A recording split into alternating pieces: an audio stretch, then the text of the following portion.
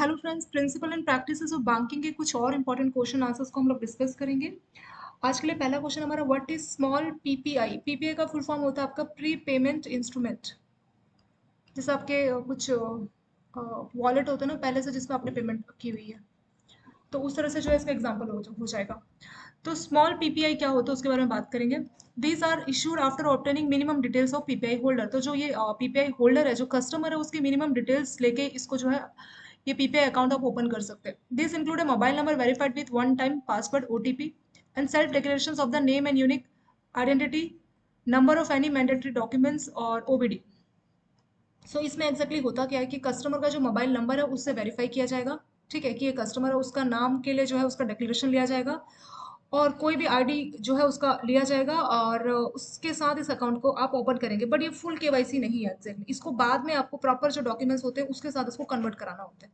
जैसे मान लीजिए आप कुछ ऐसे डॉक्यूमेंट्स लाके भी ये जो है पीपीआई अकाउंट अवेल कर सकते हैं, जो कि लॉन्ग टर्म तक वैलिड नहीं है। विद इन ए ईयर आपको ये जो है मैक्सिमम इसका टाइम रहता है जनरली 24 ईयर्स, 24 मंथ्स। तो 24 महीने के अंदर अंदर आपको आके इसको चेंज कराना है, यानी अपने ओरिजिनल डॉक्यूमेंट्स आपको देने हैं, आधार कार्ड, पैन कार्ड। अदरवाइज आपका अकाउंट जो है बैंक के द्वारा क्लोज कर दिया जाता है। ठीक है, तो ये आपका इसमें हो गया। यहाँ से देते हैं, these are reloadables only in electronic form and use only for purchase of goods and services at those merchant that have specific contract with the issuer. तो जिसने भी आपको ये पीपीआई इंस्ट्रूमेंट इशू किया है उसका मर्चेंट के साथ कॉन्ट्रैक्ट होना चाहिए, तभी आपको एक गुड्स और सर्विसेज को इस्तेमाल कर रहे हैं। उसके पेमेंट के लिए आप पीपीआई इंस्ट्रूमेंट का इस्तेमाल कर पाएंगे। जैसे मैंने बताया कि आपका कोई मोबाइल वैलेट, तो ये भी आपका इलेक्ट्रॉनिक ही होता है ना, इलेक्ट्रॉनिक फॉर्म में आप उसको पैसे को स्टोर करते हैं, तो उसके थ्रू आप पेमेंट कर पाएंगे। तो वो भी आपका एक टाइप का पीपीआई हो गया, यानी कि प्री पेमेंट इंस्ट्रूमेंट।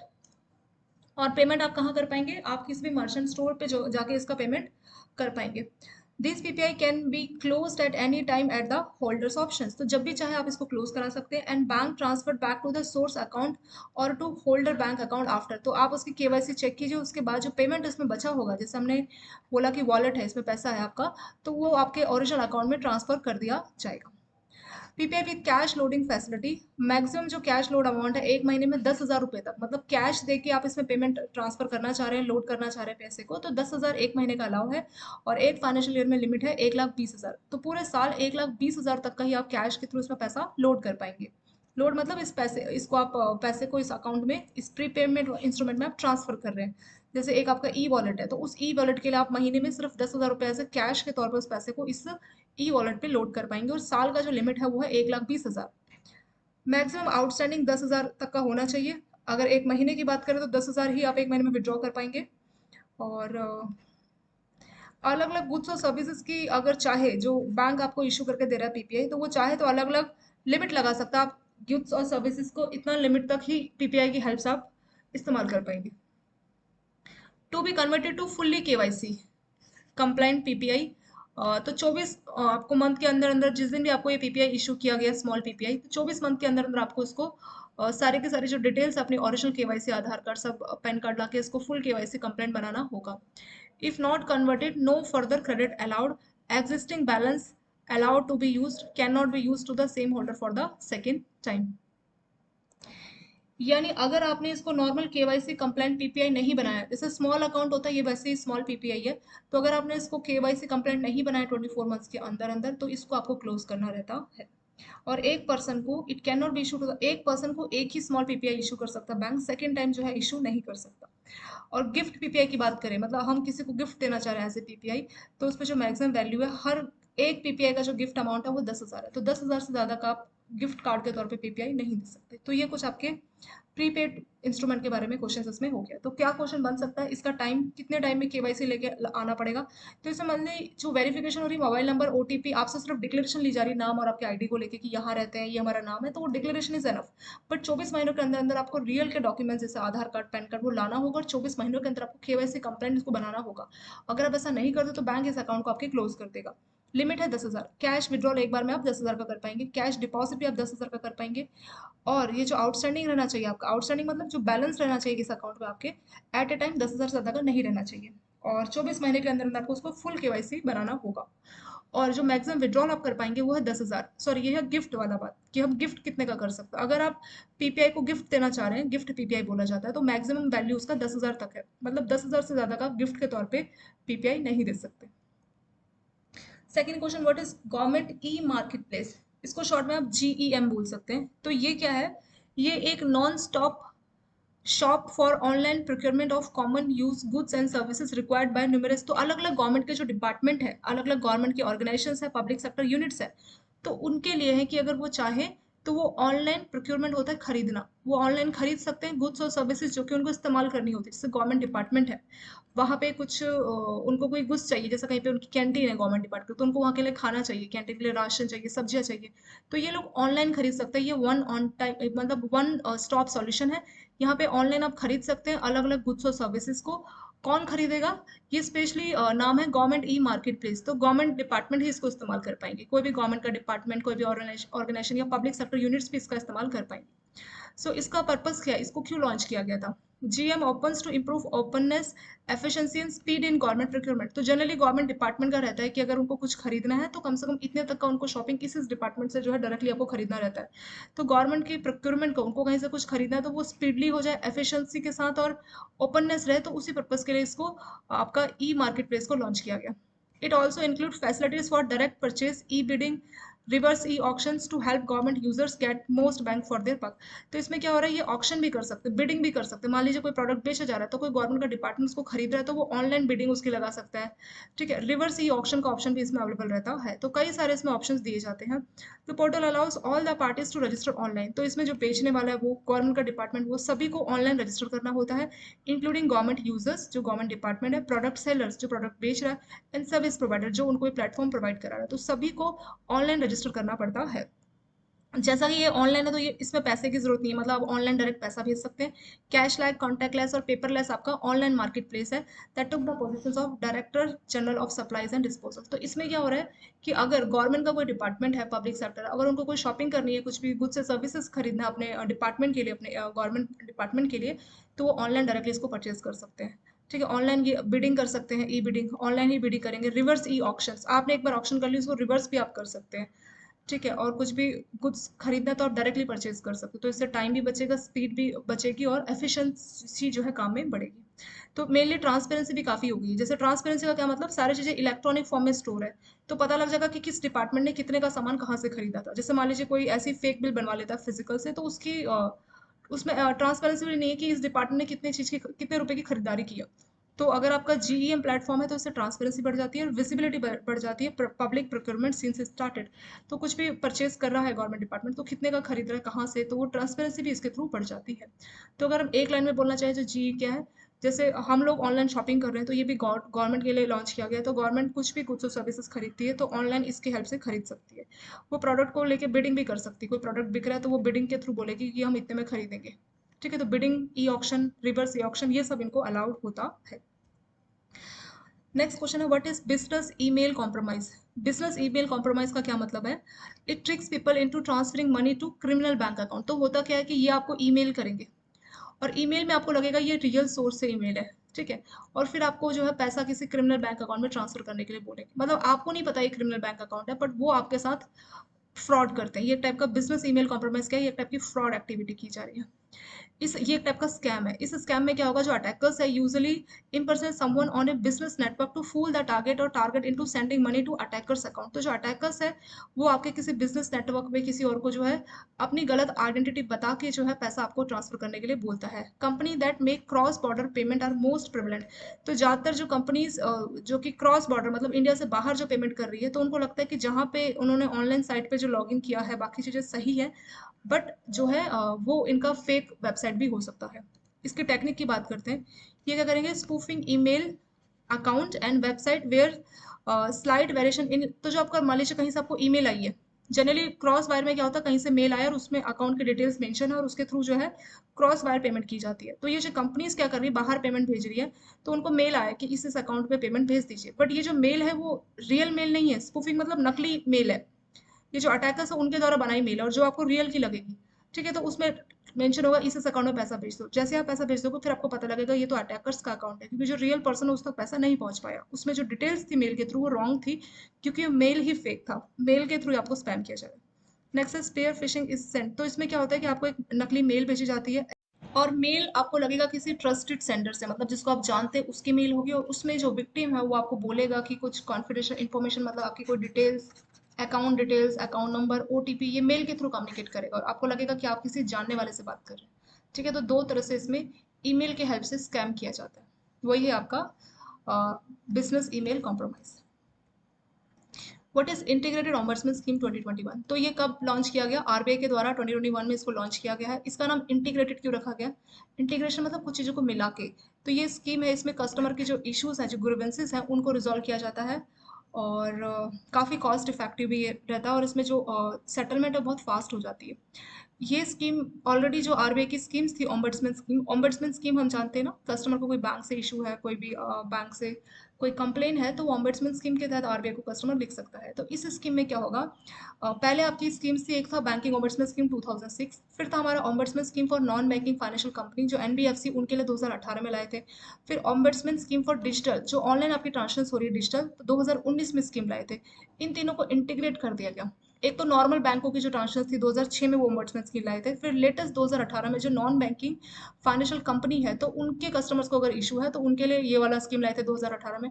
फिर बहुत ज़्यादा डिजिटल ट्रांजेक्शन होने लगा, जैसे फिनटेक ये सारी, तो उनके लिए कोई कंप्लेन करनी है तो 2019 में ombudsman scheme for digital transaction ये लेके आए थे। फिर इन तीनों को मिला दिया गया 2021 में और नाम रख दिया इंटीग्रेटेड ओम्बड्समैन स्कीम। अब सभी पे, चाहे वो एनबीएफसीज हो आपका या फिर एनबीएफसीज हो गया आपका, कोई डिजिटल ट्रांजेक्शन है या नॉर्मल ट्रांजेक्शन, तो सभी को इंटीग्रेटेड ओम्बड्समैन स्कीम जो है कवर करता है। पावर्स फॉर अवार्डिंग, तो जो ओम्बड्समैन के द्वारा जो पावर है कि कितने तक का वो अवार्ड बोल सकता है कंपनसेशन के तौर पे, तो अवार्ड में वो आदेश देगा कि इतने तक का जो है आपको पेनल्टी के तौर पे पे करना है। ठीक है, तो ये जो भी रेगुलेटेड एंटिटीज के जो कस्टमर है उनके रिगार्डिंग कोई सर्विस डेफिशिएंसी को लेके कंप्लेन है तो उसको लेके जो है अवार्ड डिक्लेयर करता है। There is no limit on the amount of dispute that can be filed. तो कोई अमाउंट नहीं है कि इतने अमाउंट का डिस्प्यूट है तभी आप ऑम्बड्समैन के पास जा सकते हैं, अमाउंट का कोई लिमिट नहीं है।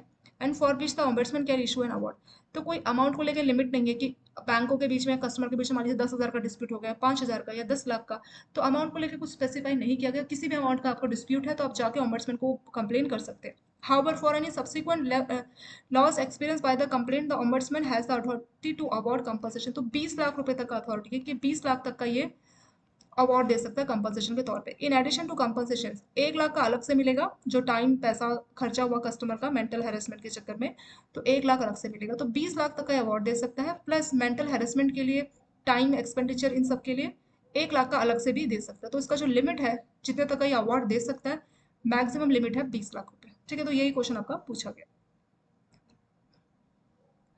What is SIEM? इसका फुल फॉर्म होता है security information and event management. Security information and event management, it is field with in the field of computer security. तो इसमें क्या हो रहा है कि सॉफ्टवेयर प्रोडक्ट और सर्विसेज को कंबाइन किया जा रहा है ताकि सिक्योरिटी इंफॉर्मेशन मैनेजमेंट और सिक्योरिटी इवेंट मैनेजमेंट के तौर पे काम करे। यानी इसका जो मेन रोल है यहाँ पे देख लीजिए, ये एक प्लेटफॉर्म है जिससे आप डिटेक्ट करेंगे, एनालाइज करेंगे एंड रिस्पॉन्ड करेंगे जो सिक्योरिटी थ्रेट्स आपके कंप्यूटर्स को, आपके एप्लीकेशंस को, नेटवर्क को, जो सिक्योरिटी थ्रेट्स है उसको डिटेक्ट करना, एनालाइज और उसको रिस्पॉन्ड करना। यानी ये सॉल्यूशन दे रहा है, आपके सिस्टम को प्रोटेक्ट कर रहा है किसी भी टाइप के थ्रेट से।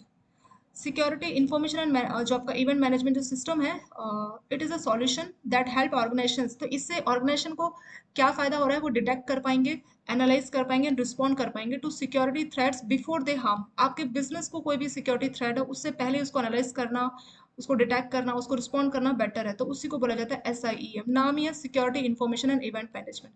ठीक है, ये आपका कंप्यूटर सिक्योरिटी के फील्ड का है, मतलब इसमें कंप्यूटर को जो है सिक्योरिटी दी जा रही है उसको डिटेक्ट करके, एनालाइज और रिस्पॉन्ड करके। Where software product and services combine security information management, तो यहाँ पे आप सॉफ्टवेयर प्रोडक्ट और सर्विसेज का इस्तेमाल करें ताकि आप जो है सिक्योरिटी प्रोवाइड कर सकें। ठीक है, तो यही इसका मेन मेन फायदा इसमें है। ऐसे आपका होता है VAPT क्या? इसका फुल फॉर्म है vulnerability assessment and penetration testing. ये भी एक नंबर का पूछ सकते हैं। Vulnerability assessment and penetration testing, तो ये भी एक टाइप का सिक्योरिटी टेस्टिंग ही है। To identify security vulnerabilities in the applications network, तो आपके किसी भी एप्लीकेशन में, नेटवर्क में, किसी भी क्लाउड में कोई सिक्योरिटी थ्रेट तो नहीं है, वो टेस्ट किया जाता है इसकी हेल्प से। Both the vulnerability assessment and penetration testing have unique strength and often collectively done to achieve complete analysis। तो दोनों के जो है अपने अपने स्ट्रेंथ और जो है यूनिकनेस है जिसकी हेल्प से ये सिक्योरिटी को आइडेंटिफाई करता है, सिक्योरिटी थ्रेट को जो है आइडेंटिफाई करता है। तो यानी आपका जो सिस्टम है, आपका कोई सिस्टम है, मान लीजिए कंप्यूटर सिस्टम है, तो उसकी टेस्टिंग की जाएगी कि जानने के लिए कि कोई मतलब उस पे जानबूझ के कोई अटैक किया जाएगा वायरस का, और जानने की कोशिश की जाएगी कि ये खुद को कितना प्रोटेक्ट कर पा रहा है उस अटैक से। ठीक है, तो वही आपका एक वीएपीटी हो गया। जैसे आर्मी की ट्रेनिंग होती है, तो उनका जो इन्वायरमेंट है, उनकी जो ट्रेनिंग में इस तरह से उनको बनाया जाता है कि रियल में उनका फाइट हो रहा है, बट वो लोग क्या करते हैं सिर्फ जानने के लिए कि कितने हम उस सिचुएशन को कितना हैंडल कर पाएंगे। तो बिल्कुल ये भी वैसे ही है, आपके सिस्टम में जानबूझ के वायरस इन सबको एंटर किया जाएगा और जानने के लिए कि वायरस खुद को कितना प्रोटेक्ट कर पा रहा है। तो वही इसमें होता है vulnerability assessment and penetration testing. ठीक है, इसमें टेस्ट किया जाएगा जानने के लिए कि सिस्टम का जो हमारा सॉफ्टवेयर है, जो एंटीवायरस या बाकी के जो सॉफ्टवेयर है, वो कितना सिस्टम को प्रोटेक्ट कर रहे हैं किसी भी आपके वल्नरेबिलिटी से, किसी भी अटैक से। और ये आपका जो है इट एम्स एट आइडेंटिफाई, तो इससे क्या है, आपके सिस्टम में, नेटवर्क में, सर्वर में, किसी भी सिस्टम इंफ्रास्ट्रक्चर में कोई भी वल्नरेबिलिटी है उसको फाइंड आउट करने की कोशिश की जाती है। तो यही आपका वीएपीटी इसमें हो गया। RuPay debit card can be use for online transaction and payment. RuPay debit card को आप ऑनलाइन ट्रांजेक्शन के लिए, किसी पेमेंट के लिए इस्तेमाल कर सकते हैं, ये बात ठीक है। तो इसमें कौन सा जो है किसके थ्रू ये किया जाता है, तो आपका है रुपे पे सिक्योर। तो इसकी हेल्प से जो आपकी ट्रांजेक्शन या पेमेंट की जाती है। तो आंसर है रुपे पे सिक्योर।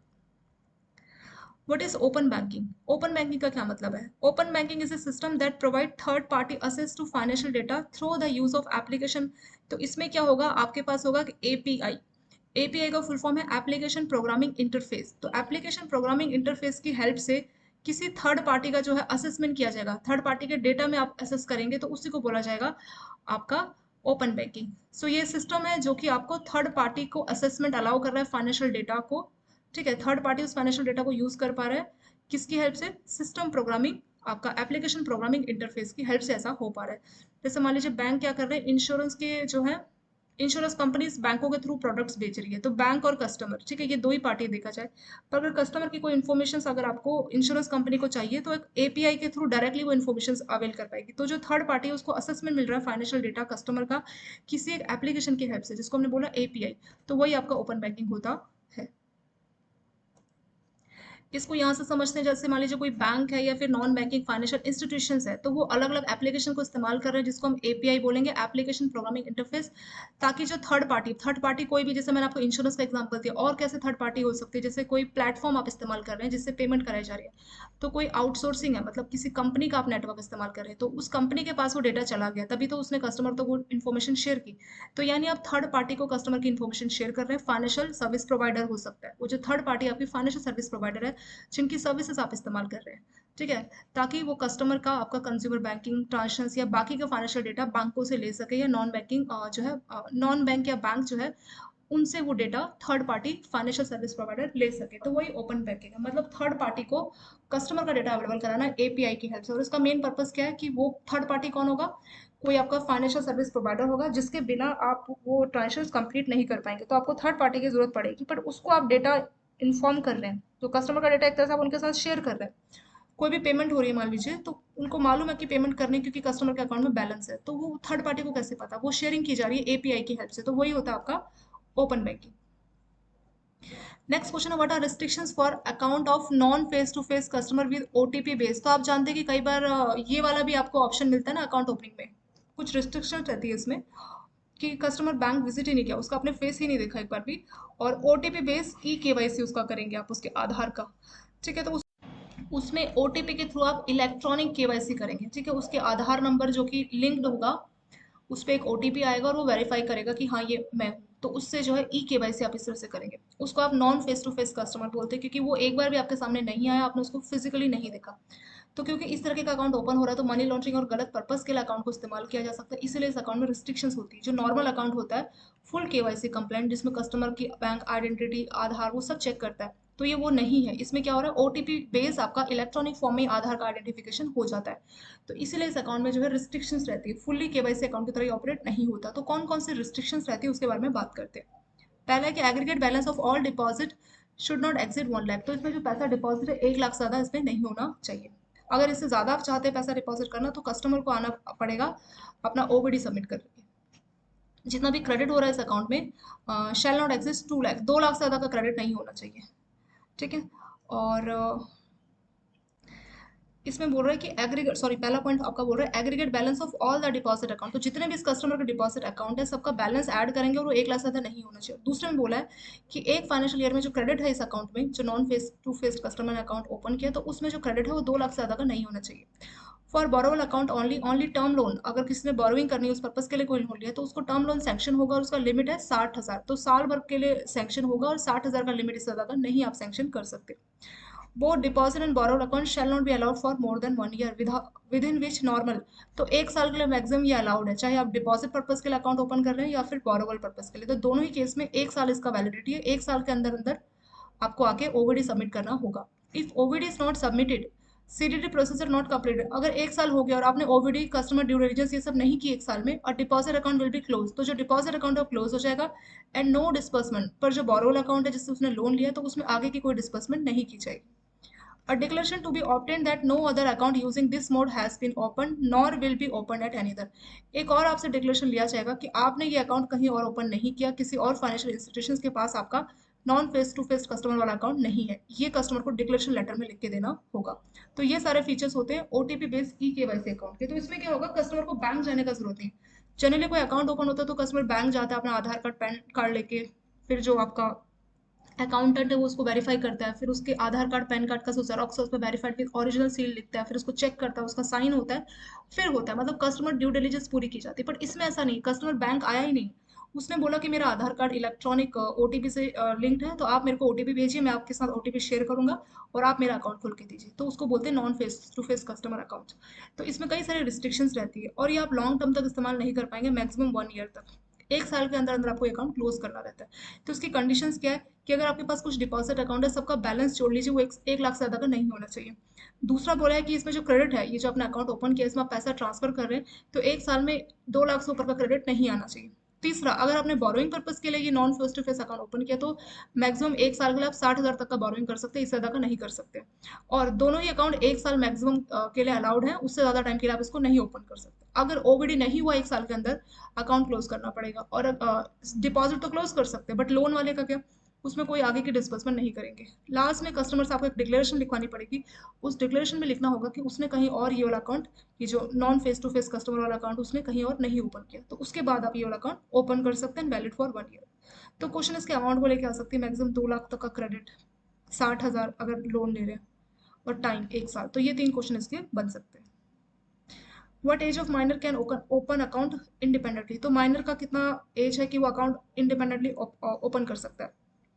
अबव 10 ईयर्स, 10 साल से ऊपर का जो माइनर है वो अपना अकाउंट इंडिपेंडेंटली ओपन कर सकता है, लेकिन उसमें कुछ कंडीशंस होती है। जो नॉर्मल 18+ वालों का अकाउंट है और एक आपने माइनर का अलग से अकाउंट खोला 10 ईयर से ज़्यादा, तो उसमें जो है कुछ रिस्ट्रिक्शंस रहती है। अकेले वो ओपन कर सकता है, अगर 10 साल से ज़्यादा माइनर तो अकेले उसके नाम पे अकाउंट ओपन कर सकते हैं, बट कुछ कंडीशंस रहेगी।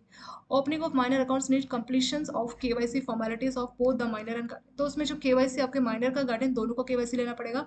And ascertaining and recording in bank system, तो जो डेट ऑफ बर्थ बाकी चीज़ आपको रिकॉर्ड करनी होगी। जो माइनर का अकाउंट है उसमें आप ओवरड्रॉन की सुविधा नहीं देंगे। ओवरड्रॉन क्या होता है कि जितना बैलेंस है उससे ज़्यादा विड्रॉ कर रहे हैं तो वो एक टाइप का लोन ही हो जाता है, तो वो इसमें अलाउ नहीं है। Section 26 of NI act provide that a minor can draw endorse, तो कोई भी जो चेक है, नेगोशिएबल इंस्ट्रूमेंट जो चेक है, वो चेक को ड्रॉ कर सकता है, इंडोर्स कर सकता है, डिलीवर और नेगोशिएट कर सकता है, तो ये उसको अलाउड है। On the minor attaining majority, जैसे ही वो 18+ हो जाएगा, guardian is not allowed to operate the account any further, तो गार्डियन उस अकाउंट को नहीं ऑपरेट कर सकता बिना माइनर से पूछे, विदाउट हिज कंफर्मेशन। क्यों? क्योंकि अभी वो मेजर बन चुका है।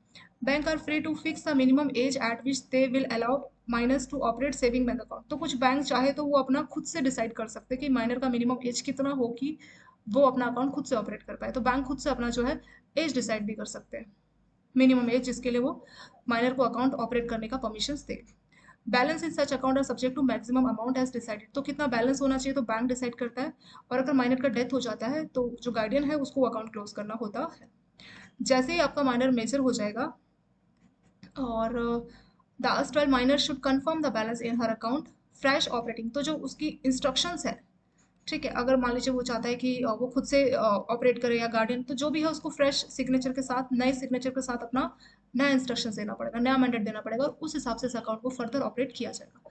तो मेनली क्या है कि जनरली ये क्वेश्चन पूछते हैं कि कितने साल का एज है कि कस्टमर के लिए अकाउंट आप ओपन जो है ओपन कर सकते हैं, ऑपरेट कर सकते हैं इंडिपेंडेंटली। ठीक है, तो अकेले कस्टमर के नाम पे जो है अकाउंट 10 साल से अगर ज़्यादा का एज है तो आप अकाउंट उसका अकेले जो है ओपन करा सकते हैं। और तो 10 ईयर्स अगर अबव है तो इंडिपेंडेंटली उसके नाम पे जो है अकाउंट को ऑपरेट किया जा सकता है। What are condition for small liability partnership form? तो जो स्मॉल लाइबिलिटी पार्टनरशिप फॉर्म है उसके लिए क्या कंडीशन होना चाहिए? तो पहली कंडीशन है कि 25 लाख से ज़्यादा का कंट्रीब्यूशन नहीं होना चाहिए। जब आपने अपनी कोई लाइबिलिटी पार्टनरशिप फॉर्म खोली है, लिमिटेड लाइबिलिटी पार्टनरशिप फॉर्म खोली, तो 25 लाख से ज़्यादा का कंट्रीब्यूशन नहीं करना। और जो टर्नओवर है वो 40 लाख से ज़्यादा का नहीं होना चाहिए। तो एक फाइनेंशियल ईयर में जो आपका जो पिछले वाला जो फाइनेंशियल ईयर था उस फाइनेंशियल ईयर में आपका जो टर्नओवर है वो 40 लाख से ज़्यादा का नहीं होना चाहिए। तो कंट्रीब्यूशन कितना? 25 लाख का। टर्नओवर कितना? 40 लाख का। तब आप उसको small limited liability partnership account बोल सकते हैं। How many members in private limited? एक प्राइवेट लिमिटेड कंपनी में कितने मेंबर्स हो सकते हैं? प्राइवेट लिमिटेड कंपनी की बात करो तो मिनिमम 2 मेंबर्स होंगे और मैक्सिमम 200 मेंबर्स हो सकते हैं। ये भी आप लोग एज इट इज याद करके चाहिए, कई बार ये भी पूछ लेते हैं एक नंबर का। प्राइवेट में कितने? 2 मेंबर्स और मैक्सिमम कितने? 200 मेंबर्स इसमें हो सकते हैं। What is legal entity identifier? L क्या होता है? ये 20 डिजिट का अल्फा न्यूमेरिक कोड होता है। ये कोड होता है जो कि दिया जाता है उन कंपनीज को जो कि कोई भी जो है फाइनेंशियल ट्रांजेक्शन जो है वर्ल्ड वाइड कर रहे हैं।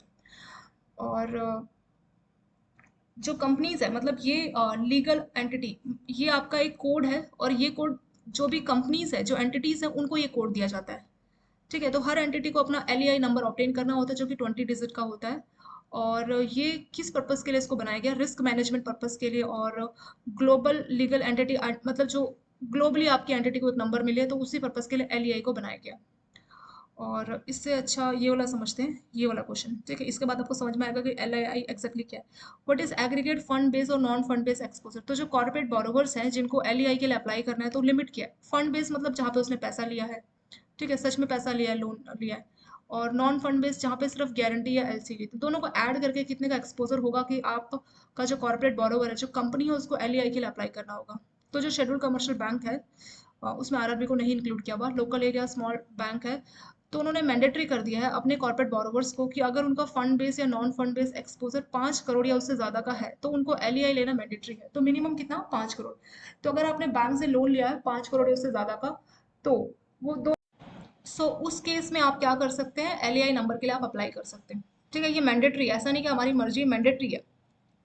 और जो आपका central repository of information on large credit है, जनरली ये ट्रैकिंग की जा रही है किसके थ्रू? लार्ज, मतलब जो ज़्यादा अमाउंट वाले कस्टमर है तो उनको ट्रैकिंग किया जाएगा एल नंबर के लिए। तो यही इसका मेन पर्पस है। ठीक है, तो ये इससे पहले हमने क्वेश्चन देखा था कि एल ये 20 डिजिट का अल्फा न्यूमेरिक नंबर है। ये उस एंटिटीज़ को अप्लाई करना है जो कि जिनकी मतलब कम से कम 5 करोड़ या उससे ज़्यादा की जो है इनकम इनकी होनी चाहिए। ये हमने यहाँ पे लिमिट देखा ना कि इनकम नहीं, लोन आपका फंड बेस और नॉन फंड बेस का जो लोन बैंक से लिया है, अगर वो 5 करोड़ या उससे ज़्यादा का लोन लिया है तो उनको एल लेना मैंडेटरी है। तो वही आपका एल नंबर होता है, लीगल एंटिटी आइडेंटिफायर। यानी आपकी एंटिटी को आइडेंटिफाई किया जाएगा लीगली तौर पे, मतलब ये आपका एक आइडेंटिफिकेशन नंबर है जिसके थ्रू आपकी आइडेंटिटी की ट्रैकिंग की जाएगी। और ये सिर्फ बड़ी एंटिटीज़ के लिए है जिन्होंने लोन 5 करोड़ या उससे ज़्यादा का लिया हुआ है। तो हर किसी के लिए मैंडेटरी है जिसने लोन फंड बेस और नॉन फंड दोनों का लोन मिला के 5 करोड़ या उससे ज़्यादा का किसी भी बैंक से लिया है तो उसके लिए एल मैंडेटरी है। तो यहाँ पे लिमिट भी है जो है देखिए 5 करोड़ या उससे ज़्यादा का लोन है, 5 करोड़ से ज़्यादा और 10 करोड़ तक है तो आपको 30 मार्च 2025 तक आपका लिमिट है कि तब तक आपको एल नंबर ले लेना है। जिनका 10 करोड़ से ज़्यादा 25 करोड़ तक है तो उनका लिमिट है 30 अप्रैल 2024। और जिनका 25 करोड़ से ज़्यादा का लोन है तो उनको 30 अप्रैल 2023। तो यहाँ पे आप देखिए कि जितना कम अमाउंट का लोन है उनको थोड़ा सा टाइम छूट देती है, लेकिन जो ज़्यादा अमाउंट का लोन है उनको 2023 30 अप्रैल तक ही लेना पड़ेगा एल नंबर। ठीक है, तो उसमें थोड़ा सा टाइम दे दिया, मैंडेटरी कर दिया। जो जो सबसे हाई अमाउंट है 25 करोड़ से ज़्यादा का जिन्होंने लोन लिया है फंड बेस और नॉन फंड बेस, उनको 30 मार्च 2023 तक एल नंबर के लिए अप्लाई करना है और उनको ये लेना है। 10 करोड़ से ज़्यादा 25 करोड़ तक वालों के लिए 1 साल का टाइम है, 30 अप्रैल 2024। और जिनका सिर्फ 5 करोड़ से 10 करोड़ तक का लोन है तो 25। तो जो ज़्यादा अमाउंट वाले उनको 23 तक में कवर किया, जो थोड़े से कम अमाउंट वाले उसको 24 में, और जो सबसे कम अमाउंट वाले लोन है उसको 25 में कवर किया। तो ये वाला क्वेश्चन भी एक नंबर का आपको पूछ सकते हैं। एल का क्या? आपका लीगल एंटिटी। तो जो कॉर्पोरेट एंटिटी है उनको ही इस नंबर के लिए अप्लाई करना रहता है। चलिए, इसके साथ ये वाला चैप्टर आपका हो गया कंप्लीट, ये वाला क्वेश्चन। और thank you so much for watching this video.